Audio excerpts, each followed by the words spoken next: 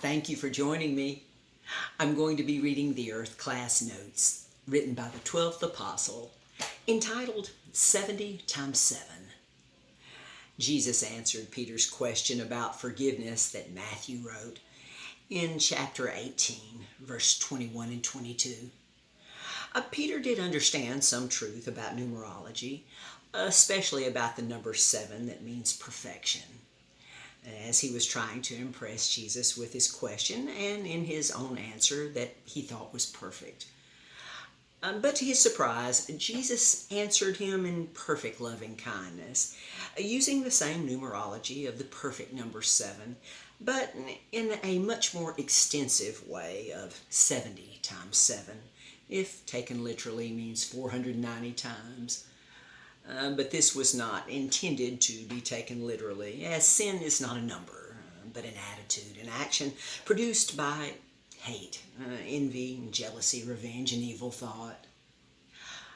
But we can be freed from all such thoughts and actions through the freedom Jesus has purchased for all souls by the sacrifice of himself. All of the many things that Jesus said, did, and taught were symbolic of this reality, including what the gospel writers wrote about what he said and did.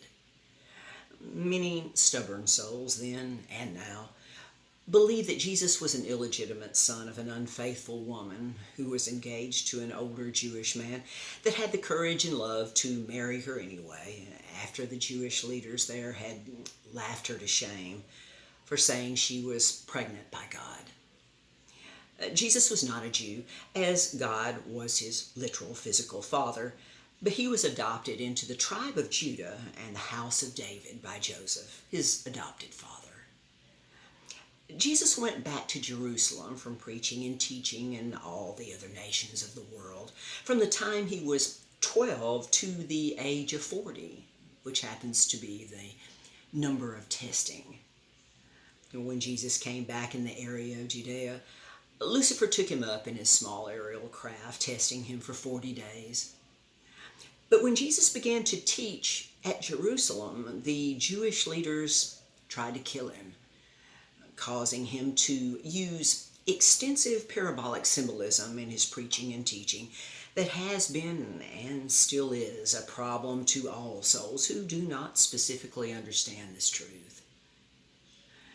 Very few souls in their classroom here know how to rightly divide the words, terms, and phrases of the Bible record about what Jesus taught, especially the 70 times 7 that includes all of the perfect truth contained in the symbols and parables of Jesus' teachings. These perfect truths can and will set you free, if you so choose. May you choose wisely.